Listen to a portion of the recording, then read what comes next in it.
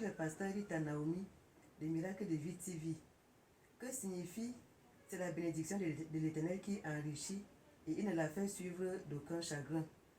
Ce passage est contenu dans le livre des Proverbes au chapitre 10, le verset 22, où il est écrit: c'est la bénédiction de l'Éternel qui enrichit et il ne la fait suivre d'aucun chagrin.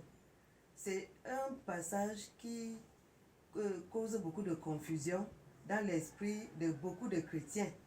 Et ils s'asseyent pour ne rien faire en disant que c'est la bénédiction de l'Éternel qui enrichit et il ne la fait suivre d'aucun chagrin.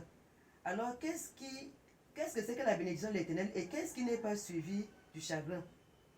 Dans le livre de Genèse au chapitre 1, le verset 28, il est écrit: Dieu les bénit et Dieu leur dit: soyez féconds, multipliez, remplissez la terre et la sujettissez.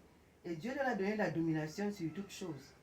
Nous voyons que ce qu'on appelle donc bénédiction ici, c'est la fécondité, c'est le fait de remplir, c'est le fait d'assujettir.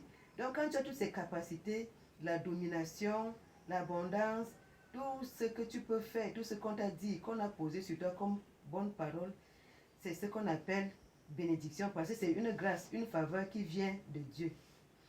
Maintenant, la Bible dit que c'est la bénédiction de l'Éternel qui enrichit et il ne la fait suivre d'aucun chagrin. Ce qui n'est pas suivi du chagrin ici, c'est la bénédiction de l'Éternel. Ce n'est pas le processus pour manifester cette bénédiction.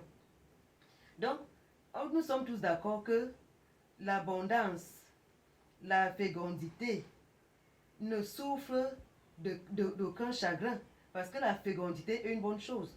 On peut être fécond pour faire beaucoup d'enfants, on peut être fécond pour créer les entreprises, on peut être fécond pour créer les églises, etc., etc. Ça ne souffre d'aucun chagrin. C'est ce que la Bible dit. Maintenant, comment alors tu vas faire pour arriver à avoir ces choses-là? Comment tu vas arriver à être fécond? Comment est-ce que tu vas arriver à multiplier, à assujettir? C'est donc ça le problème. C'est à ce moment que le chagrin va donc commencer. Implanter une église. Si Dieu t'a dit que tu vas implanter une église, cette parole-là ne souffre d'aucun chagrin. Parce que c'est la bénédiction que Dieu te donne. Maintenant, le processus pour commencer l'implantation et la croissance de l'église, c'est ça qui va souffrir de tous les chagrins que tu vas voir.